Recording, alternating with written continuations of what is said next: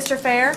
Here. Mrs. Siebolt? Here. Mr. Barone? Here. Mrs. Vale? Here. Mr. Francis? Here. Mrs. Carl? Here. Mr. Hilliard? Here. The proclamation. The proclamation, you pass it back this way. Oh, yeah.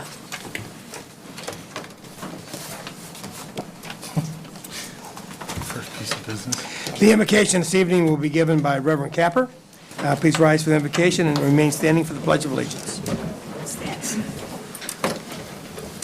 May we pray. Most gracious God, we thank you for the beauty of this day. We thank you for the place where we live, where we work, where we worship. We ask you to bless this council and all that they do and the resolutions that they pass to make this a better place. Bless us all. In your name we pray. Amen. Amen. Thank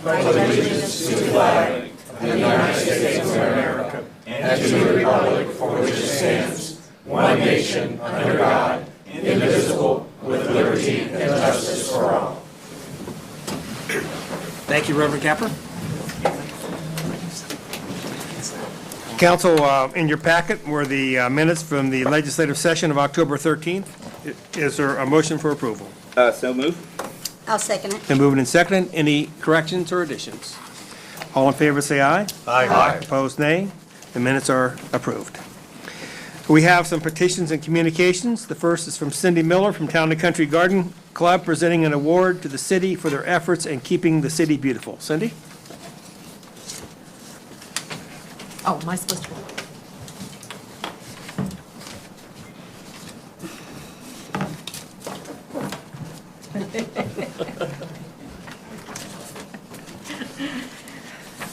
Good evening, and I am very pleased to be here representing the Town and Country Garden Club because we would like to bestow this plaque, this beautification award that we give annually to businesses and public areas that make our community more beautiful.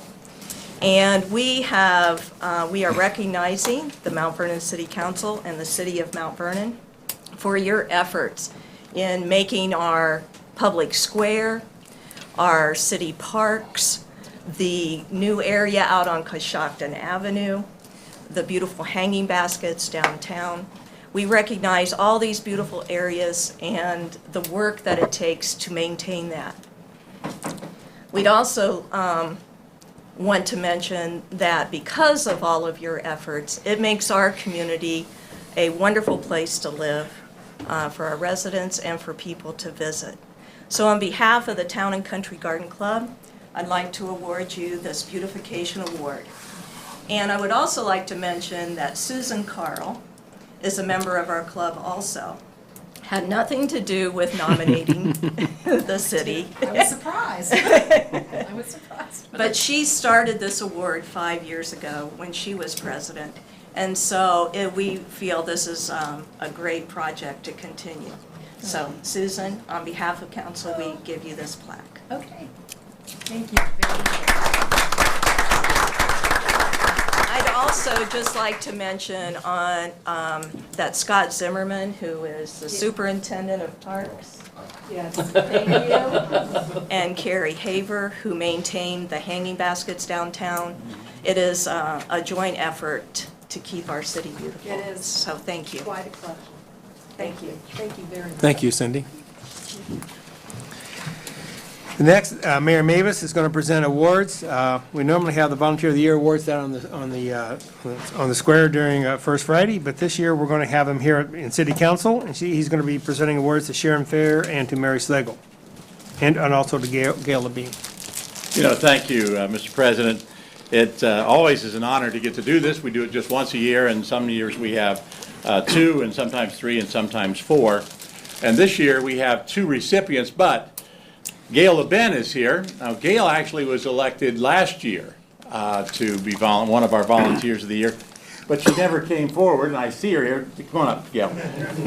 Gail has served on our Historical Review Commission. Now, a lot of people don't know what the Historical Review Commission is, but Whenever we have activities in one of the historic districts, someone wants to modify their house, then that project has to be reviewed by historical review, which is the 5 members of the Planning Commission plus 2 community residents who live in historic district. Now, Gail lives in North Gay Street, so she lives in that district. And I want to say about Gail.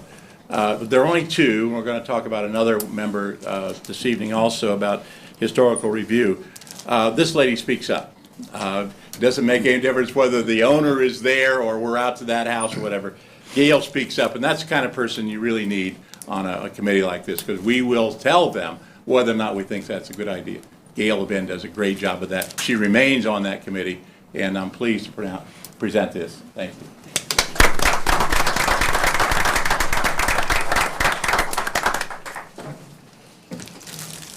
This next person was selected for this year, and she is also a member of Historical Review, but she elected not to take a reappointment. So Mary Schlegel is here, and did I see Mary come in? There she is. She's behind me here. Mary served a number of years from 2006 to 2011, and she also, for a period of time there, we had 2 ladies from different historic districts in the city, and they both would speak out. You know, it was sitting on the Planning Commission as chair, was always eager to have comments because they had a good feel of being a resident of the historic district. So Mary, we really appreciate the service on the committee. Sorry that you didn't take reappointment, but thank you. Thank you very much.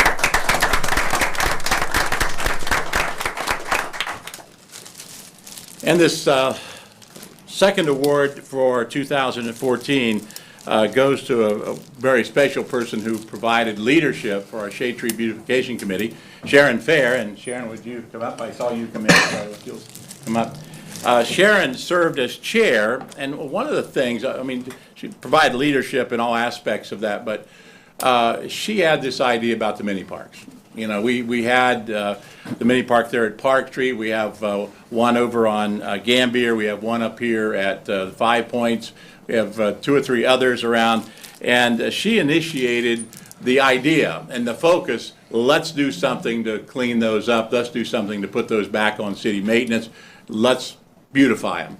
And she did that. She provided the leadership. And I think clearly the one that's was first and has been most complete is over here, the Chester Shock Park. And so, Sharon, again, let me say thank you for your leadership. Thank you for your focus on making our city a more beautiful place. My pleasure.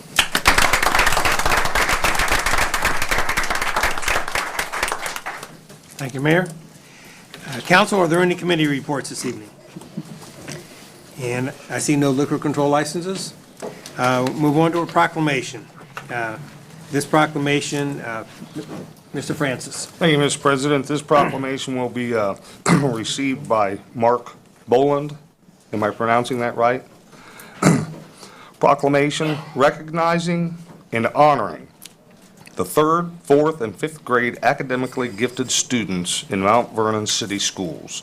Whereas the academically gifted students in Mount Vernon City School have developed a project known as the Mount Vernon Walking Tour. And whereas these 3rd, 4th, and 5th grade students will identify several facilities in our community which have historical significance. And whereas these facilities will have signage placed in an appropriate location giving information using a QR code, and whereas this information will be researched and recorded by the students to attend and engage visitors by creating an understanding of the significance that each location holds on their tour. And whereas this project will give the students an opportunity to explain what they know in written, verbal, and multimedia form. And whereas the tour will allow these gifted students to give back to the community that supports the school district and the gifted education program. Now, therefore, on this 27th day of October 2014, the Mount Vernon City Council and Richard K. Mavis, Mayor of the City of Mount Vernon, do hereby support this gifted student project known as the Mount Vernon Walking Tour and encourage all of our residents to learn more about our community through the efforts of the 3rd, 4th, and 5th grade students in the gifted program. Mark Boland, if you want to come up, and we do have the proclamation. It's signed, and we send you off with a mission. Thank you. Help make our community a better place. We think it's great now, but you can make it better. Thank you.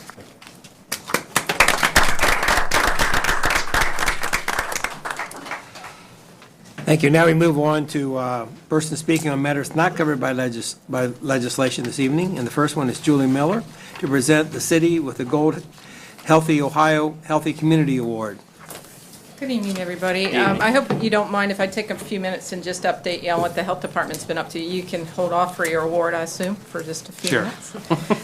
Because I want to brag first, and that is that the Knox County Health Department was one of 6 counties that received a Champion of Public Health Award, which is a pretty big deal in public health in Ohio. And we received that for our response to the measles outbreak.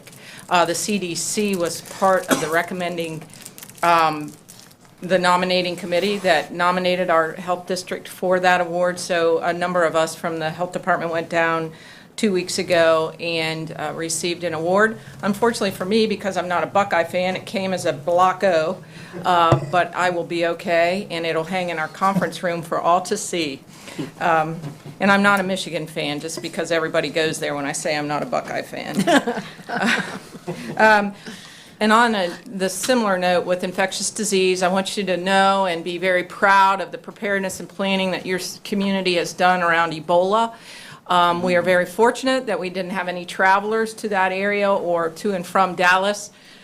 But I can tell you with great confidence that our local hospital, your health department, and our first responders are very well prepared. They've been writing up policies and procedures. We will have a tabletop exercise next week. I was invited to attend one of the Knox Community Hospital's Ebola training programs and was able to review and make changes to a tabletop and some strategies that they've implemented, and I can tell you they're as well prepared as you can get for something that we didn't expect to ever have to be prepared for. With that note, and on to other infectious diseases, we will and are seeing some increases in pertussis, which is whooping cough. So I encourage everybody, especially young people, to be immunized, those with young children.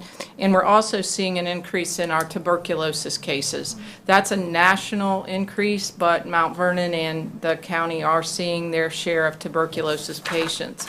Some of them are travelers, and a mobile society, global society opens us up to some of those things. And of course, we're finalizing flu season, and we are at the health department currently out of vaccine. Fortunately for us, it's available at all your pharmacies, Walmart, and many other areas. So if you have questions of where you might find one, just let me know, or you can read the paper and find out where they're advertising flu vaccine. Just to remind you, the Environmental Health Division and the Health Department have entered into a contract with Richland Public Health for commercial plumbing services. All that means to the community is that buildings that are commercial in nature that are being established, there'll be a faster turnaround time on permits by those plumbers or those contractors, and faster turnaround time on inspections. The commercial plumbers that we've spoken to are extremely happy about that. Cameron Keaton, the engineer here, is well aware of the program and was happy to support it. So I wanted to make you aware, only commercial, no residential plumbing inspections. We also are looking forward, not really, but I'll say that, to the new sewage rules being implemented the 1st of January. And although it doesn't affect many people in the city of Mount Vernon, it will affect a few that have septic systems if they're of any age. We will be writing some new local regulations in regards to operation and maintenance of those systems, and that will help the city in many respects. And then we also, last week, hosted a talk on ticks and Lyme disease, well attended at the Memorial Theater and also in Danville, and a lot of information, a lot of education of myself as well as those in attendance. Lyme disease is in Ohio. We have had Lyme cases in Knox County, and I just want to make sure that you're aware of that. Some of the participants in the presentations are victims of Lyme disease and suffer the effects of Lyme disease, and they educated me greatly, and I'm going to try to work with them to do further education as well as maybe take some things to the state level in public health. With that said, I want to tell you that you also can be very proud of your health department, but mostly of the partnerships that we share with many agencies. I couldn't name them all, but of those partnerships, we were able to provide a presentation with the Knox Substance Abuse Action Team. I don't know if any of you were able to attend the Street Smart presentation from Franklin County law enforcement officials, and they just provide an immense amount of knowledge in a short amount of time on street drugs and the effects of street drugs, how drugs are hidden, how drugs can be transported, how there's mechanisms sold to hide drugs. And we had over 300 people attend the sessions that were held that day. We were happy with that. We would have liked to see more, and we hope that we can get something going to look at the drug abuse issue in the community. So, and one of the other partnerships we have is with the Community Health Partnership, which does the assessment that you all aware of.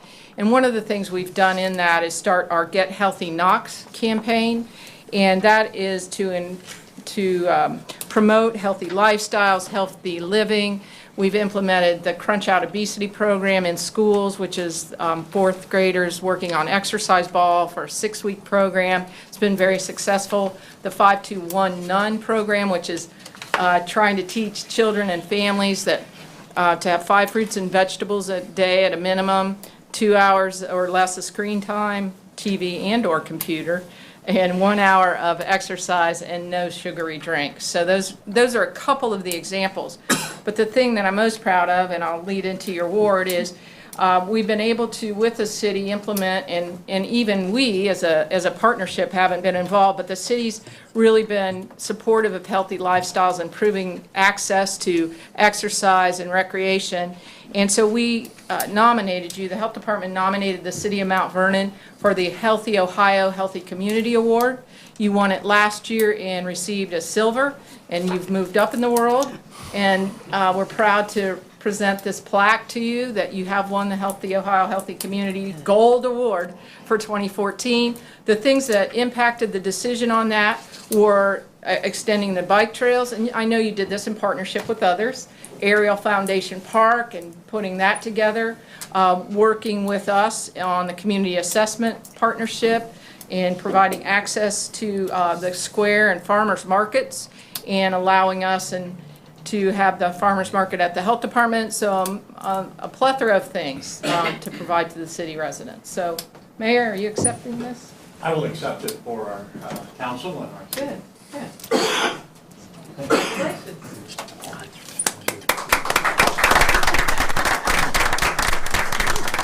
Isn't that pretty? I'll give it to Thank you, Joey, may I thank ask you, a Commissioner. question? Sure. Will there be any spraying done in regard to the tick population? No. How's that for an answer? Is there any spraying that There's that no individuals product can that I'm do? aware of that we can spray for that large an area that wouldn't be harmful to human and or animals. You can use some granular things. There are some things for your yard that you have to follow the direction specifically, but there's nothing to do what mosquito spray would do. All right. Thank you. Huh? Why Thank you, is the home visit so much higher July to September? Because I think I made an error in omission. Oh, okay. Sorry, I didn't notice. No, I apologize. Yeah. Okay, anything else? Anything else? Thank you, Commissioner. Thanks. Now we have an update from from Kim Rose, the chairman of the Foundation Park Conservancy. He's also going to give a very special award this evening. Thank you. It's a great honor to be here tonight on behalf of Foundation Park Conservancy. We are finishing a very productive year at the park. As you drive by, you can see there's been a lot of demolition and now a lot of construction, a lot of dirt moved. And as we wind down this year, we're just very, very pleased with how far we've been able to take the project. And as you well know, on July 4th of next year will be a great day in the history of our community as we're able to complete the transition. Before us, in the next few months, we have some very difficult times of working out the details of the transition, the funding of the transition, so as to not make a burden on the city. We're very cognizant of all of those issues. The discussions are intense, but we're going to make it. We also have programming issues that will go to how will the park be used. So that's what we'll be doing in the next few months, and it'll be an exciting time.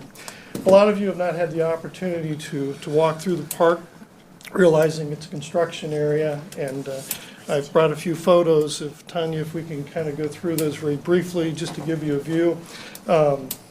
This sign's kind of interesting. Clinton Township has signage requirements, but if we put the directional arrow, we were able to get a little bit larger, so we're very pleased to get that. This is on the 4th of July celebration, which was the Bowstring Bridge, and Scott, very kind to arrange to have canoes and kayaks out for that day.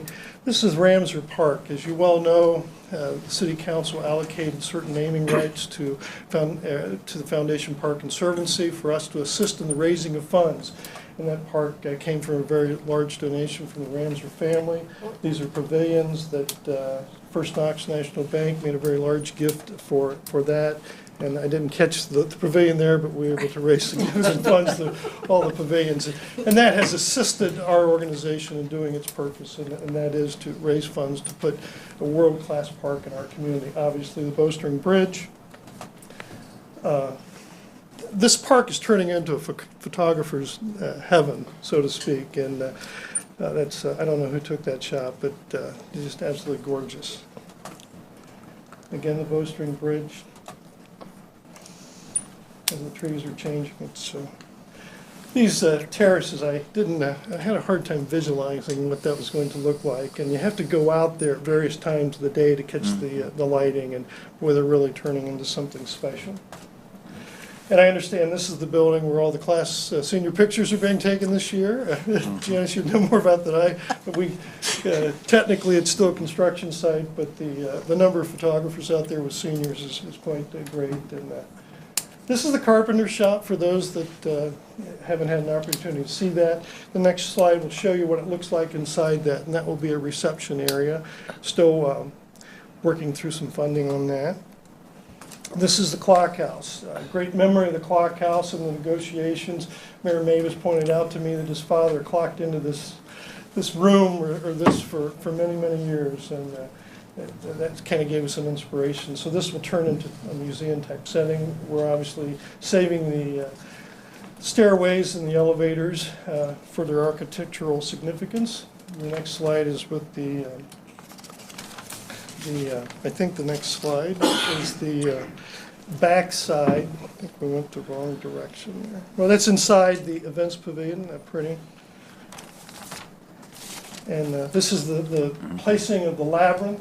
That's about 1,000 linear feet of concrete. The other night we were out there and we saw two little children walking. They start off running and they didn't make it the whole way, and by the end they were pretty tired, but you could tell they were pretty thrilled to be in the lab. But that design is absolutely incredible to see, particularly from the air. And the next shot of what you don't see when you drive by is the sidewalk that is intertwined in that terrace. And as that happened to be a family on a Friday afternoon that was kind of sneaking a peek there, that sidewalk, handicap accessible, winds up through the terrace. So every step is a new view as you go up and come back. It's just absolutely gorgeous.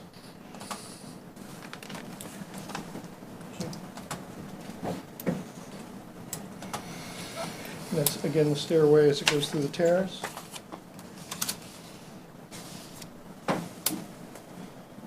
Drug my wife out of bed the other morning and said, I'd like to get a morning shot for council. So you can see in the reflection, there's the progressive statues that were made out of the metal that were taken from the Chicago World's Fair. And it's pretty neat to see, particularly as it reflects into the pond. This is the Brush with Kindness photos taken with that, the sponsor with Ariel Foundation. Just a wonderful program for Columbus Road. And I don't know, it's just hard to talk about the change in one day in a community and the pride that was brought. So that was a very significant event. It was part of what we're doing. So we sponsored that event along with Ariel Foundation. It was a great day. I think I have one more photo, and then I want you to take a stop. There's a little history here that you need to know. The original designers, when they developed the concept of this island, called this island Wedding Island. And after we discovered that their $30 million project wasn't going to cut it financially for us and was not practical, we obviously went another direction. And the name Wedding Island drove Ted Schnormeyer nuts. And after a while, it got to the committee that we've got to change Wedding Island. We had an idea of what we'd like to call that island, but as you know, nobody can have, or there's no naming rights unless there is a significant gift in order to do that. And our group determined in our September meeting that we knew how we wanted to name that island, and we'd committed ourselves to receiving the funds. When a major donor caught wind of this, she immediately sent me a letter that said the following: the mayor's advocacy on the park over the 14 years and his foresight in establishing the Foundation Park Conservancy are reason enough to honor him as the board has done. And you can imply from that that the board did take an action prior to this. But to make it official, I would like to endorse the board's actions by assigning the required amount of Ariel Foundation naming capital to the designation of Mavis Island. Honestly, the park would not exist if not for Mayor Mavis. So the resolution that we passed at our September meeting, if I could have the resolution, the mayor's wife and the mayor could come forward. You probably wonder why your wife was here, Mayor? So did I. Well, I knew why she was here. I thought you'd wonder.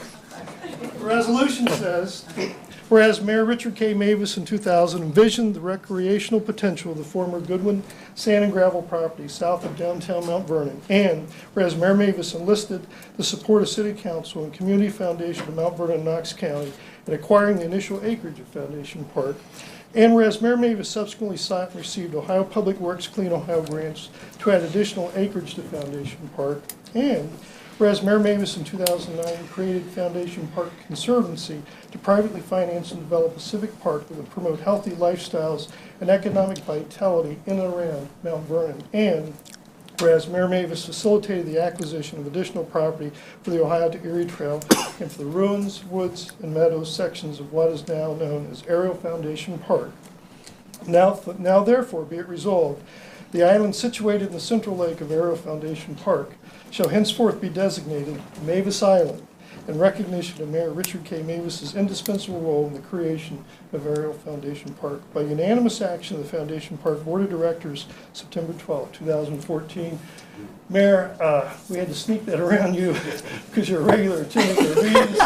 Very difficult to do, a little manipulation with the minutes, but we're just so proud to be a part of what we hope or what we know will be a significant contribution to our committee or to our community, and we thank you for your support.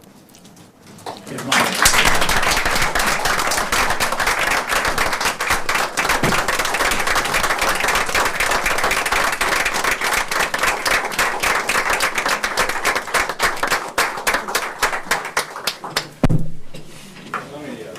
me say it. My face is red. I knew nothing about this. Actually, this is wonderful. I have no idea who the benefactor was that allowed you to name this island as Mavis Island, but I never am very good at accepting awards because it's my job. So, thank you. We want to say loud.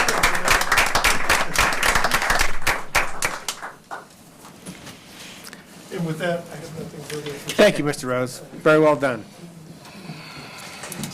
Council, in your packet, you received the legislative portion. Are there any additions or corrections to the legislative portion of the meeting? Otherwise, I'll assume it was approved by consensus. Moving on to the legislative portion, Mrs. Newell will ask you to read this by title and number only. First thing will be resolutions for third reading, and the first one is Resolution 2014-84. Mrs. Newell? Resolution number 2014-84. A resolution authorizing the Safety Service Director to sell by sealed bid a fire vehicle not needed for public use by the City of Mount Vernon. Mrs. Seabolt? Thank you, Mr. President. This is our third reading, and I would like to have this passed tonight, Resolution 2014-84. Second. Been moved and seconded for the adoption of this resolution. Any discussion? Mrs. Seabolt? We already went over that this is an old vehicle that we got used, and we want to sell it now, and it's over $1,000, so we have to go this route, so we'll get the money and do something with it.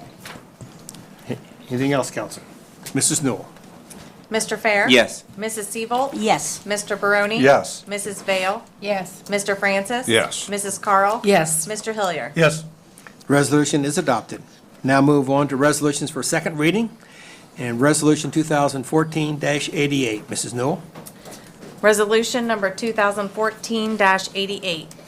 A resolution to grant an easement in the city right-of-way of West Gambier Street.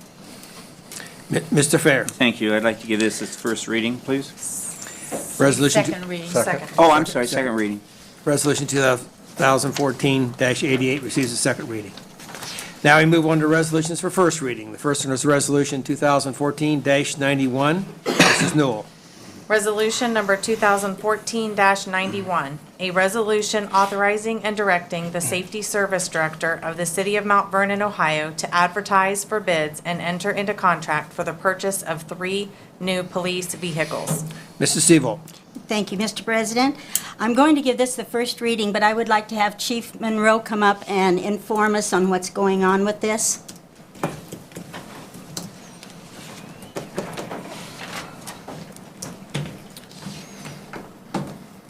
Ladies and gentlemen, again, as you know, we usually buy 3 vehicles every year for the changing of the fleet, so to say, as old goes out and new comes in.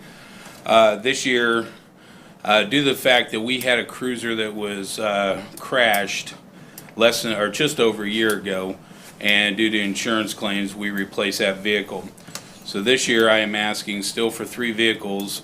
But this time, instead of replacing 3 fleet road vehicles, I'd like to replace 2 road vehicles and replace what is now our spare vehicle and make it a utility vehicle.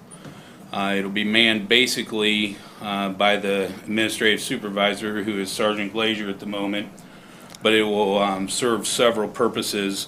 It will be used as a mobile command unit, because it'll be a little larger vehicle.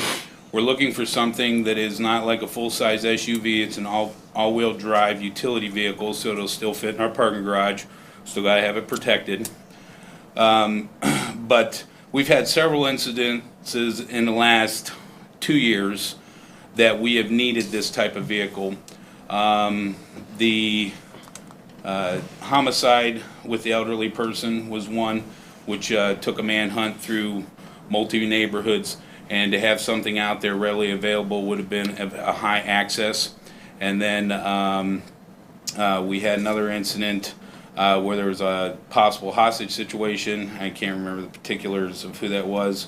That if we had something in the field, we could act immediately, set it up, but yet we could still be mobile and move from point to point, rather than be in a situation like the Alice training that I talk of. That would be set up a mobile incident command unit, but it would stay where it's at while it's in process. This would be able to be mobile, so if we had to change venues and scenes quickly, we could still do so and still keep all units apprised of what's going on and still have the proper equipment. This would also help in storms and disaster areas when we have trees down, flooding, things along this line. This vehicle will be able to be used, because what it'll do is it'll house more equipment and it'll have immediate equipment. Right now, they're making cruisers smaller and more economical.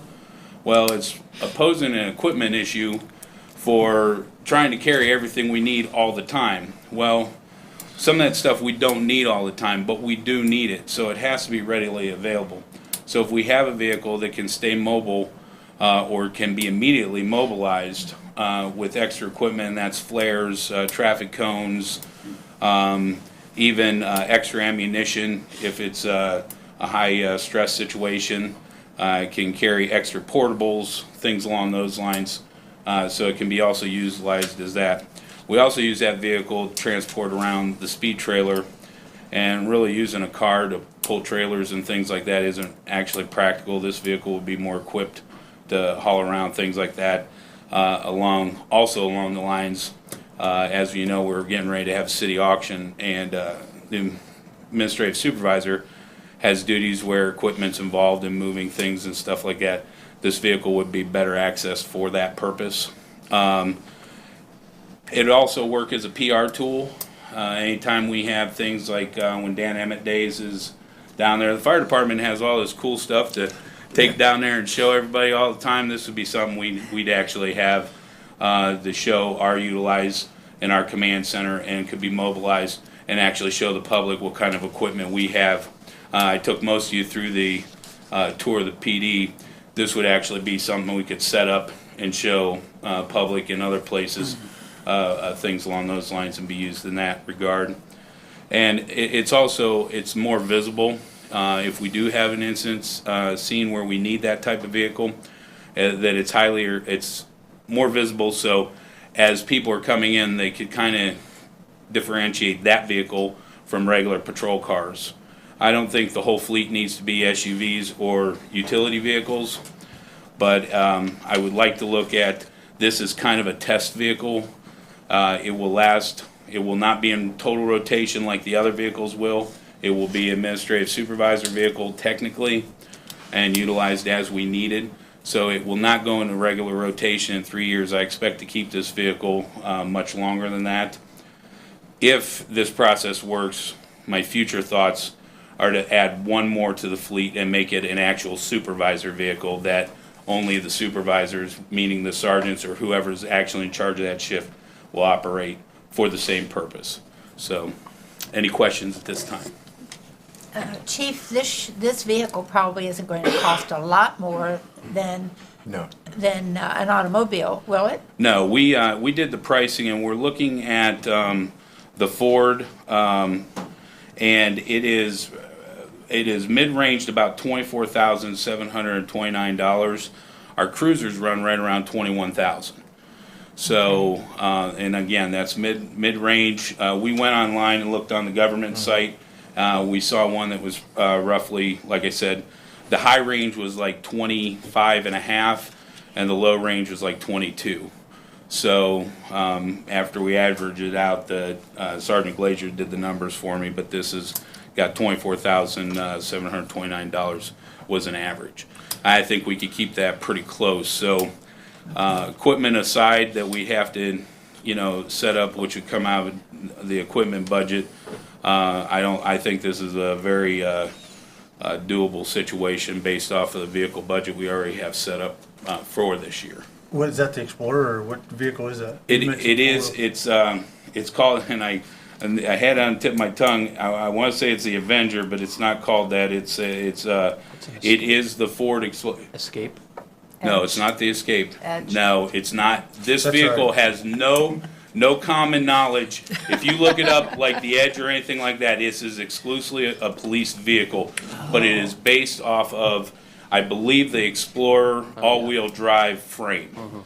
Okay, and I can't believe, I want to say Avenger, and I know that's not right, so I don't want to tell you wrong. This is something we can still bid local, though, correct? Yeah, I don't see why not. We would, it would probably be dealership regulated, because the Chevy does not have one. Oh, that figures, that'd be me. The Chevy does not have one in our size, and neither does the Dodge. They are all larger sizes, and so we wouldn't be able to get them.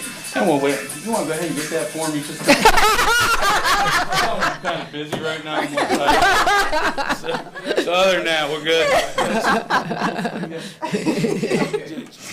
Tell that wasn't the wife's ring. Right, no. No. So, but anyway, the Ford is kind of exclusive to the vehicle that will fit in the specs we're looking for right now, so. Well, none of your cars are four-wheel, are they? They're all two-wheel. They're all two-wheel, and this will not be a four-wheel drive. This will be an all-wheel drive vehicle. It will not. This is also pursuit. This vehicle is also has pursuit capabilities. It is not like a snow vehicle to go pull vehicles out of trenches or ditches or anything like that. This has all-wheel capabilities, so it works better in all weather, rain, snow, and dry. So. The Interceptor. I think That's it. Thank you. The Interceptor. Oh, that's a good Sorry one, to too. put you- Okay, Yeah. okay. Thank you. I think you've made I a would good have case. looked on my phone for it, but it was ringing. I think he made a very good He case. made a very good case Very good for it. case. Very Yes, good very explanation, Yes. yes. Did anybody else have any questions? Thank you, Chief. Thank All right, you. Thank you. Thank you, Okay. great. This receives its, its first reading this evening. Yes. Is that any problem to getting this on board for him? To give it only one reading? Do you want, The money's already budgeted. so. do you want us to go ahead and, you want me It to? probably wouldn't hurt because without the emergency language, we'll have to wait the 30 days. And we have to do and we still have to get through the bidding process. Well, then I want to retract my first reading. I would like to have this moved to its third and final reading. Second. Been moved and seconded for the suspension of the rules. Any discussion on the suspension? Mrs. Knoll? Mr. Fair? Yes. Mrs. Seabolt? Yes. Mr. Barone? Yes. Mrs. Vale? Yes. Mr. Francis? Yes. Mrs. Carl? Yes. Mr. Hillier? Yes. The rule is suspended. Mrs. Seabolt? I would like adoption of number 2014-91, please. Second. Been moved and seconded for the adoption of this resolution. Any further discussion? Mrs. Knoll? Mr. Fair? Yes. Mrs. Seabolt? Yes. Mr. Barone? Yes. Mrs. Vale? Yes. Mr. Francis? Yes. Mrs. Carl? Yes. Mr. Hillier? Yes. The resolution is adopted. Next resolution this evening is Resolution 2014-92. Mrs. Knoll?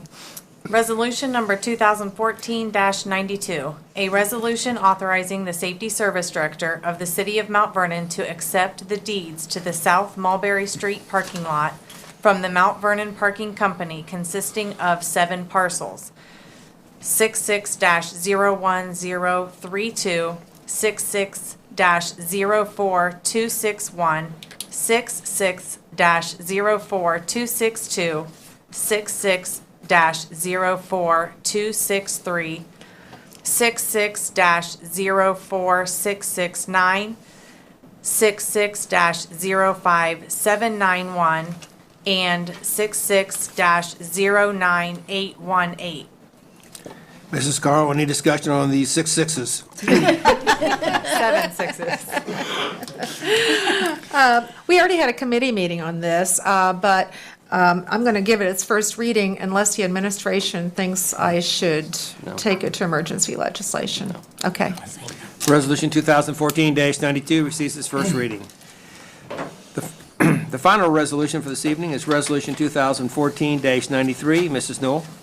Resolution number 2014-93, a resolution authorizing and directing the auditor of the City of Mount Vernon to transfer certain funds.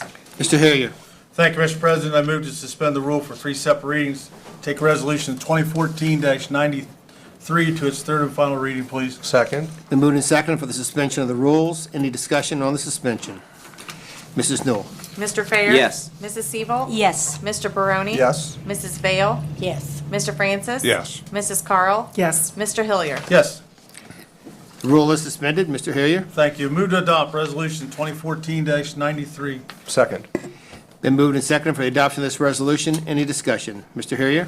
Thank you. Council, you have 7 transfers there totaling about $22,200, and Mr. Scott will be up here shortly to explain them. Thank you, Mr. Hillier and Council. We do have 7 items here. Some of them will be grouped together.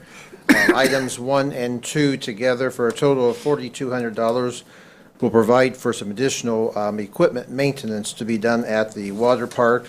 Mr. Zimmerman has some year-end updates that he would like to get completed, so we'll be ready to go for our next year's season. Number 3, for $2,000 for plant maintenance at the water plant. Mr. Orndorff indicates that they have a need for some additional funds for year end.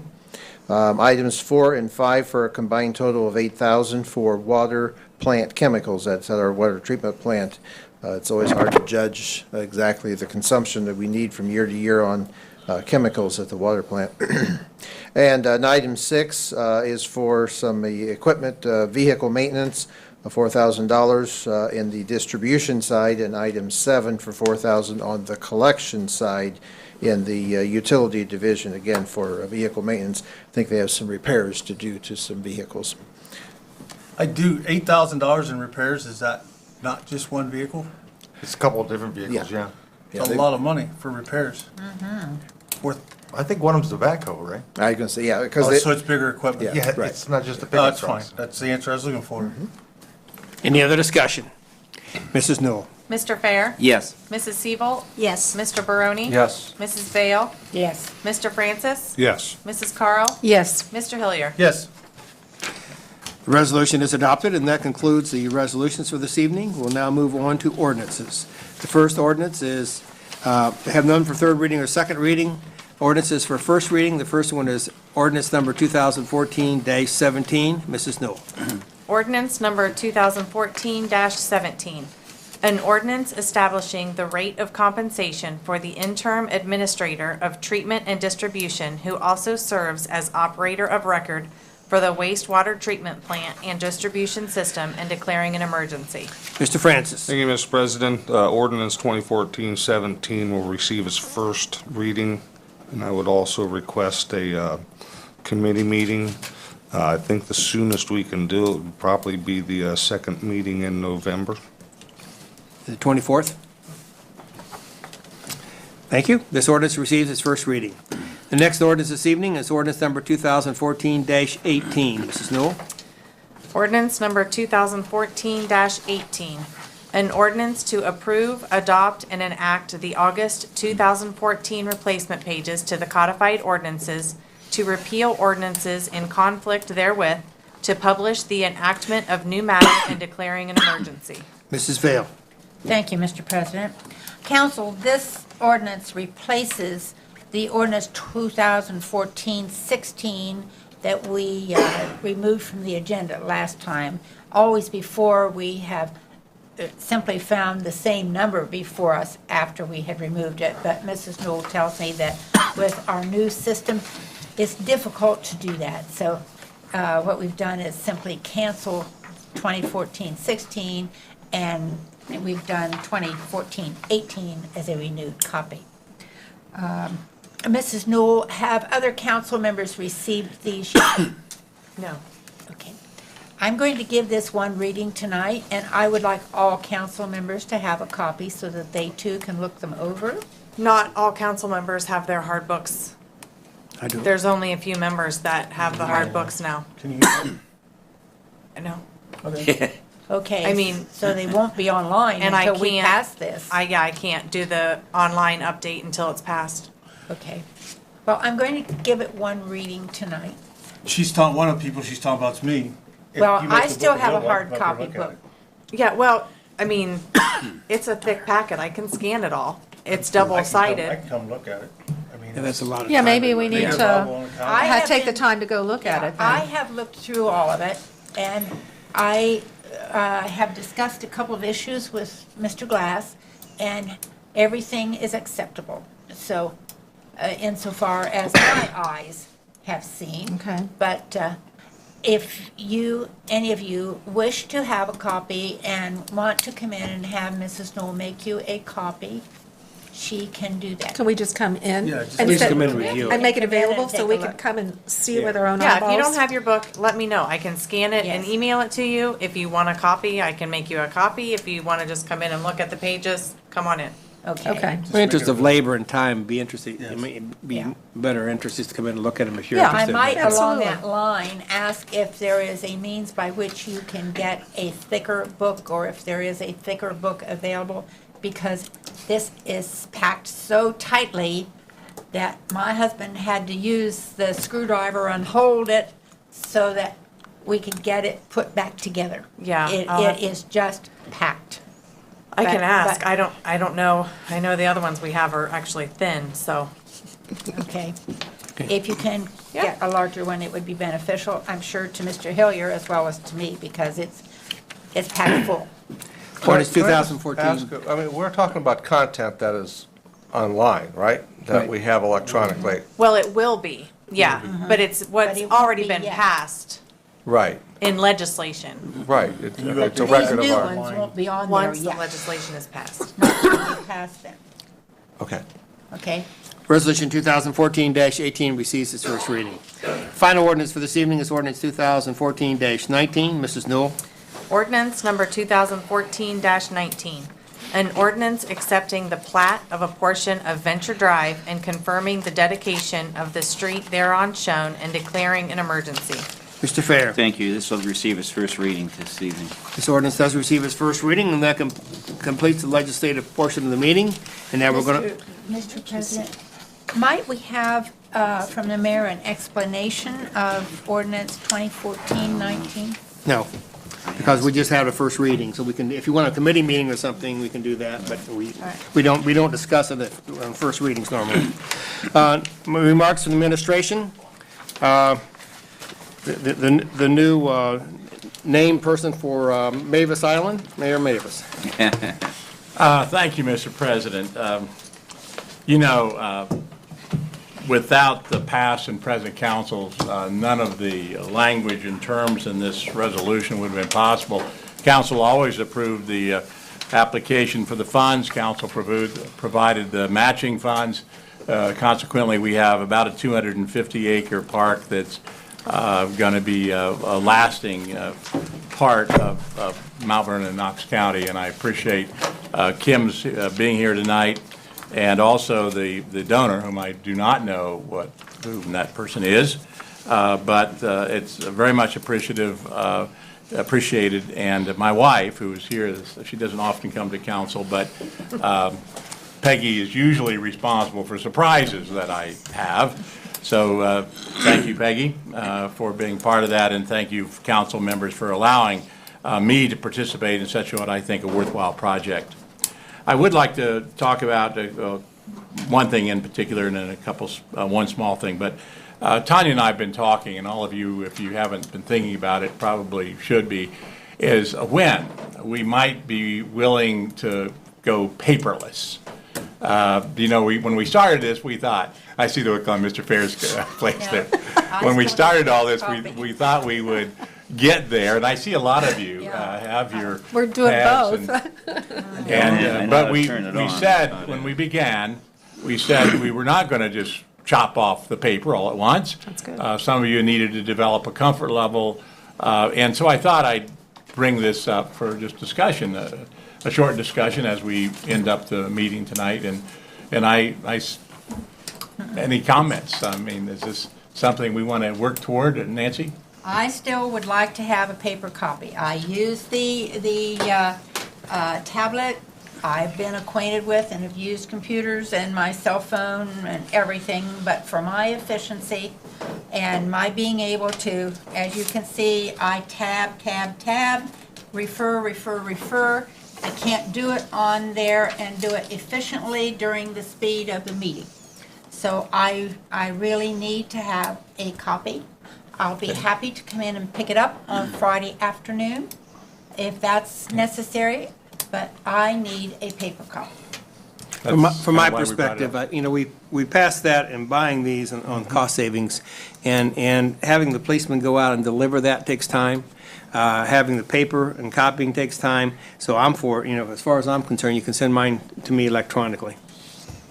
Mrs. Newell assured me before the meeting, we're still gonna get it in an email, just like we do our minutes now. Oh, yeah, we'll together. Nobody stumbles and fumbles more than I do, but it's time to cut the string. We said we'd save money by buying these. These cost us money, so if I want it printed, I'll print it myself. Thank you. I'll still want mine electronically as well, but I need a paper copy. Any other comments? John, I saw a look on your face. Comments? No, I have mine tonight. All right. And I I have knew how to mine here, open it up, too. and I knew how to close it, so. But I have a good computer person that'll help me out a little bit. And Tanya's very good at offering assistance, too. I had to ask her today, I called mine up and I had the September meeting, and so she had to tell me which button to push to get the right one.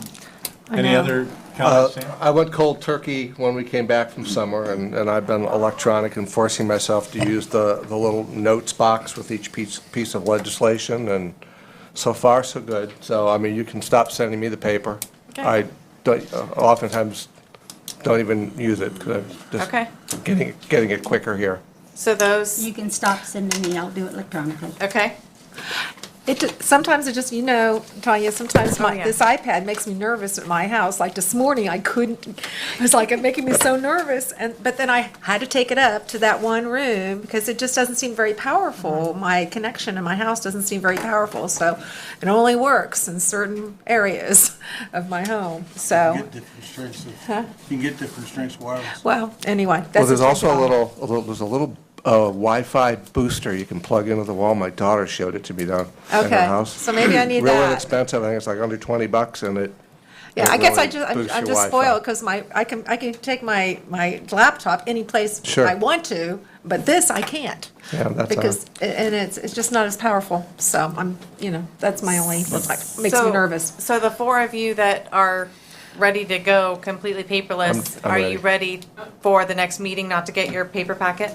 Sure. Yes. Okay, okay. And then I'll just wait to hear as we go, just communicate with me. and- Tanya, you can remove me schedule, from John. the paper, I know that. too. Okay. So, Thank you for those comments. Let me share one more thing. If you've been out and driven Upper Gilchrist Road, the road is remarkable if you judge from where it was and to where it is. But if you've driven out there like I have, there is quite a drop and no berm. And so we widened that road, but when we did so, we're kind of in the ditch, and there's no side drainage there except the ditch. Dave and I talked this morning, and we've talked to Tim downstairs. Cameron's off this week, but something needs to be done there. So if you get calls, which we've had a couple of emails about it, it isn't something we're going to just leave there. We're going to figure out how we can correct that so there is a berm, because if you've been out there, and we can't expect, we'd like to have everybody drive on the roadway, but occasionally they get off the roadway. It's kind of a deep drop off. And there's a lot of deer out there too that can be very distracting. That's very true. Also, we haven't talked much about the American National Can Project, but really that project's gone much quicker than we thought. We thought it would run into next year, but Cameron has told us that if you follow that saga of mixing the polymer with the soil and hauling that soil away, that is pretty far along.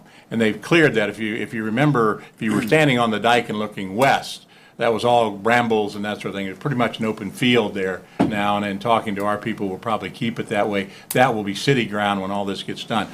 So we think most of the construction will be done in next month. We then have to do all the analysis and lab work and that sort of thing. So it will run into next year, but it looks like the project is going to be finished earlier than anticipated. And then at some point, I think you all remember, we're going to get about 16 acres of that property. Much of it is the dike, and then west of the dike, and then the Madison Street drainage ditch there. All that will be city property at that time. So that is kind of brings you up to date on a couple of projects. I'm sure you've all driven McGibney Road. You know that intersection turned out pretty well. Trick or treat. It's Thursday, and I find that most of the communities have done that to get away from football night. So this Thursday evening, there will be youngsters out in force, and from 5:30 to 7 o'clock, that's an hour and a half, we're all going to have to be aware that there will be people knocking on your doors. And I know, Mrs. Carl, that you have a special night that night, if you're still doing it like you used to. Many people come to your house. Yes, many people. On East High Street. So Yes. With that, again, thank you all for your support for the many things that we do in the city, and I appreciate the Conservancy and their effort to name that. what used to be Wedding Island. Thank you. Mayor, that's a very wise decision to have that on Thursday night. Not only you're not conflicting with football, it's supposed to rain on Friday night, and it's supposed to be nice on Thursday night. So what a great decision you made a couple months ago. Thank you, thank you. Mr. Glass? Nothing, sir. Yes. Our auditor. Council, as we're approaching the end of the year, administration and I will be working with our department heads starting next week for the appropriations request for 2015. It doesn't seem like it's been a whole year, but it I has know, moved right by. doesn't. What I want to ask Chairman Hillier if he will give consideration to perhaps at least looking for maybe the third weekend of January for our work session. If you guys have discussions for other dates, let Mike know about that, but I think we'll be ready to go by about that time and try to get things wrapped up sometime in January if that's at all possible. But communicate between yourselves and figure out what dates work best for you folks, and then let me know. We'll get things finalized for you. That'll be the 17th, it's a Saturday, and the 24th. The 17th? 17th is the third Saturday. Third Saturday, okay, all right, thanks. Mr. Braun? I have nothing, thank you. Mr. Harrier? Thank you, Mr. President. Yes, council, I mean, if the January 17th date works, I'd like to, when Mr. Scott says that works with him, he's the man with the pencil, so we ought to see what we can do there. So let me know by email if you would. Speaking of budgets, I only have really one item. First, Mayor, congratulations. I read that our parking attendant downtown is no longer with us, and we're taking applications for another parking attendant, correct? That's correct, and thank you for bringing that up, Mike. We did have a young man, and he was employed by the chief and worked a few days. The chief has gone, but I met with the young man and the chief, and it seems as though many people had gotten used to the comfort of parking a number of hours without any an effort to get them to stop doing that. And so when we had this young man come down and was issuing tickets, people can be rude, sometimes even crude, and he decided that wasn't what he wanted to do. As Mike said, there are applications available in the mayor's office. They'll have to be filled out and turned into the police department, but we hope to get someone who will stay longer, and so we do want to renew our efforts to monitor parking down in the business district. With that, I did talk to some downtown merchants about how it was working out, and I understand he just got started. The one thing that occurs back to me, and I'm glad to see you are taking applications, and is those applications still open? Yes. That is 20 hours a week, variable, generally during daylit hours, pretty much, right? That's Monday correct. through Saturday? Yes. So if there are people interested, the one thing I wanted to bring back to council, that is a starting wage of $15.34 an hour. We've had this discussion before. I understand it was set because that's what the ordinance was when Larry did it. I've had this discussion before with council about why do we always pay somebody what the guy ahead of them always got? That's right. There's an experience piece in there as well. And I made some phone calls today, and a substitute bus driver, City of Mount Vernon, who hauls kids, and we all know what that can be like, makes 11 and a little bit more on the hour. A substitute teacher, I believe you told me, makes $10 an hour? Yeah. And we all know what that involves. Both those positions deal with the public. $15.34 an hour, I'm sure the Knox County Health Department didn't have some of their full-time people don't make that. And we're looking at a part-time position. I would like to see the administration, and I know this person works with the public, and I know it was said before that there are people out there that would be glad to have the job. I'd like to see it, if possible, we look back at $13 an hour. That way we have something to move. And I don't know whether this is Mr. Francis because it's personnel, Mrs. Carl because it's police, or excuse me, Mrs. Siebel because it's police, or me because it's budget. But I think when a position opens up, we need to stop and think about it. And we had this conversation before. Obviously, money doesn't pick the position. It's not all about money. So if we could go back to that, I'd appreciate it. Presently, though, my limitation is with the law that's in effect, and you have a law. It's an ordinance. It's an ordinance, but an ordinance can be changed if not correct. That's right. So that's why I asked. I don't know whose department Mr. Hawkins Would that be personnel? It'd be be Mr. Francis. personnel. I think it's something we need It to is an review, ordinance and at we this need to point. talk about changing the ordinance, in my opinion. Maybe a committee meeting, but I think it needs to be done before we hire a person with the intention of what they're gonna get paid. Thank you. Agree. Thank you. Mrs. Carl? Oh, thank you, Mr. President. There was a lot of positive things going on here tonight, a lot of people with awards and proclamations, and it's really good to hear all the positive things and see all the people that, you know, like Sharon Fair and the other people that were here that have served our city so admirably. I really appreciate the Town and Country Garden Club for their giving this body, this group here, their beautification, their Civic Beautification Award.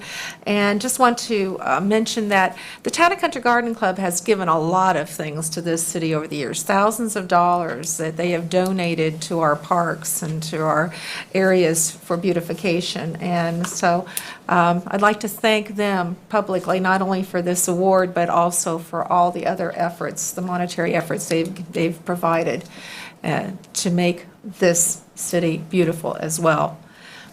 Thank you, that's all. Thank you. Mrs. Sevel? Thank you. I also want to congratulate you, and I understand now why she wore brown to match you, so you noticed that, didn't you? So you two looked very nice together when you got this award. And I really enjoyed seeing the new vehicle that was brought up tonight for all of us to see. That was going to be really nice for whoever unfortunately needs it. It's going to be a good vehicle for all of us. And I agree with Susan. It's been wonderful having so many people for a change. It's nice, and it's been a lot of good things. Thank you. Thank you. Mr. Fair? Thank you. Congratulations, Mayor. Well deserved. Just on an interesting note, and kind of not trying to retrace history, however, the leaves need to be put on the tree lawn, not into the street. Now, the reason for that goes back a long way. You correct me if I'm wrong. Kids used to jump in those leaves in the street. And, you know, you run down a street, like even on High Street, you know, speed limit 35 to 85. You happen to run into a bunch of leaves on the street and you're going to run over a kid. So the whole, and the other thing, that was my first reason for doing it. But the other thing is when those things float downstream, it screws up our Sewer system. yeah, our Stormwater drainage down there. absolutely. So please, please, put your leaves on the tree lawn, and the grass will grow back. I swear it will. Thank you. That's all I have. Thank you. Mr. Brony? Thank you, Mr. President. I also would like to congratulate Mrs. Fair, Mr. Schlegel, and Mrs. LeBen for the awards. Well deserved. Thank you for the service. They weren't here tonight, but I want to thank the members of the Zoning Board of Appeals, people who are at the front end of the process that we talked about in our public hearing tonight. That has to be the worst job in local government. I'm surprised we get people that want to do it. It's municipal planning. Or municipal planning. I'm sorry. Thank you for the correction there. But making those zoning decisions is a very, very difficult thing, and rarely does everybody leave the room happy. And I certainly respect their willingness to serve in that capacity. Mark, congratulations to the school, to the gifted programs, the kids for conceiving of a really interesting project that I think will add value to our community with the with coding and the historic sites. And I know you're going to be successful in bringing that to conclusion. We appreciate them. And then, Mayor, congratulations. But I want to go beyond just congratulating you on the naming, but want to thank you for the vision that you always exhibit that brings us to this point today where we're building a beautiful park and so many other good things. It's an honor to serve with you. Thank you. Thank you. Mr. Francis? Thank you, Mr. President. Congratulations, Mayor. And you are a man of honor, and I think whoever did what they did, that's exactly the reason. So, and there's a lot goes on in this city that's backed by the suggestions of yourself as mayor, and it's a pleasure to serve up here while your tenure is there. So congratulations, and all Congratulations to the recipients of awards, the proclamation. Teach the children well on the history of the city, and I'm sure many will be watching what's written and critiquing that. But good luck with that. And that's all I have this evening. Thank you, Mr. Francis. Mrs. Vale. Thank you, Mr. President. One of the things that comes to my mind when we talk about trick or treat is something that I read about one of the neighborhoods where they had this past Sunday a trick or treat for the children in their own neighborhood. And I think that's a good idea. For small children, Sunday afternoon is really a good time to have this kind of event in daylight. So we might want to think about that possibility in another year. I do appreciate that it's on Thursday and not on football night. I would support what Mr. Hilliard is saying, that we certainly need to take a look at that ordinance regarding the pay scale for that position. So I'll look forward to your having a meeting on that. I'd like to say congratulations to our mayor. That was certainly a nice surprise, and I know how hard it must have been for Peg to keep that a secret and provide the picture of the mayor, her husband, for on that. That was just neat. And I also would like to congratulate John Fair. I read in the newspaper that the Kiwanis Club has honored him by calling the, how was that, the cross-country? Invitational. Invitational will this year be the John Fair cross-country invitational. John, Thanks, Nancy. Thank you. and I am really sorrowed at our losing Fred Gerber from our police force. Fred has long been a good officer. Children have loved Fred Gerber, and he's done a lot of good things in this community, and I certainly wish him well. We wish him well. I'm glad that he's able to retire. Yes, and he is retiring a little early, and so I'm sorry at that. But Fred is a good person and will truly be missed. Another thing is that on the resource matters that we received from the Knox Soil and Water Conservation District, there is reference to the State Department of Agriculture having issued a permit for the animal feeding operation of Hathaway Farms in Middlebury Township. And I read elsewhere, I don't think it was here, that there will be like 10,000 little pigs in that swine farm operation. And the Hathaway Farms are on Quaker Road. And I think that's probably over our water aquifer. Have we any concern with regard to that? Actually, I called out and tried to talk to Rob about that, and I didn't get him. Left a message, but Nancy, that our aquifer pretty much runs to the kind of the southern tip of Fredericktown. So that's north of Fredericktown and then west. So Yeah, it's that west. doesn't mean that there couldn't be some kind of connection there, but to answer your question, is it right over our aquifer? And no, it is not. Okay. Do you have, I trust you must have a little concern about it. You will continue to look into that and follow up on it if you feel there is a problem. Well, I think everyone, in-ground water supplies are protected. You see some of our signs around that says they are. So there is an awareness out there, and not only in the municipal community, but also in the agricultural community. So yes, there is an awareness of that, and if the permit, and it seems like it was issued, as I read there, they should have looked at all that, the runoff and the containment. Again, it talks about the water, when we were talking about earlier tonight, about the rezoning out there, but they are required to contain, the liquid manure and where that goes, where it's taken off. So at least at this point, there's no alarm bell went off, even though that's a pretty large number of pigs. It is, and I guess I read that elsewhere, that there would be 10,000 little pigs.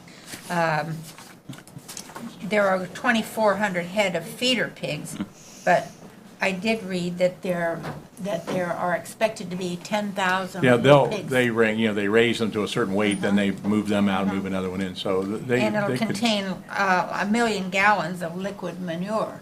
So isn't there a committee of Mount Vernon and some other areas affected by our aquifer currently to oversee some of this? Haven't I read that Well, you're on, aren't you on we the have, committee for that? we have a committee that we put together to determine where this impacted area is, Nancy. So that's an area, now, we did establish some guidelines for that. That happens to be out of it, but it was something we are aware of. Were you consulted by the Ohio Agricultural Department? Nancy, just to give you an idea, our 5-year time of travel for the groundwater that gets to our plant is about 2/3 of the way to Fredericktown. And Quaker Road and the Hathaway Farms is another 5 or 6 miles north of Fredericktown. Travel time would be in excess of 10 years to get here if it did escape. And the waste is all confined in those places now. That's why they get their EPA permits. Okay. I might ask that maybe you could contact the Ohio Department of Agriculture and ask that before they issue these permits, that they might contact and consult with your committee to be sure that you have no concerns. Nancy, they do, we are notified in some cases when they're going to issue a permit like that. To my knowledge, we were not on this, but again, most of the permits we are, if Fredericktown does something or some other municipality does something, or if some company does something. Okay, thank you. Mr. President, that's all I have tonight. Thank you. This Saturday at 8:30, some council members will be at SIPS, in case people want to come down and talk informally to council members. And council members, just to remind you, the next meeting, we will meet at 6 p.m. on November 10th, up at the commissioner's offices. If you have items, I know we're going to have the jail contract on the agenda. If you have other items, please get those to the mayor so they can be included on the agenda. Now, I'd like to thank the media, WMVO, Mount Vernon News, Knox Pages, and Time Warner for broadcasting this session of council. And that being said, I'll call for adjournment. Sylvie. I'll second it. Been moved and second, we adjourn. All in favor, say aye. Aye. All opposed, nay.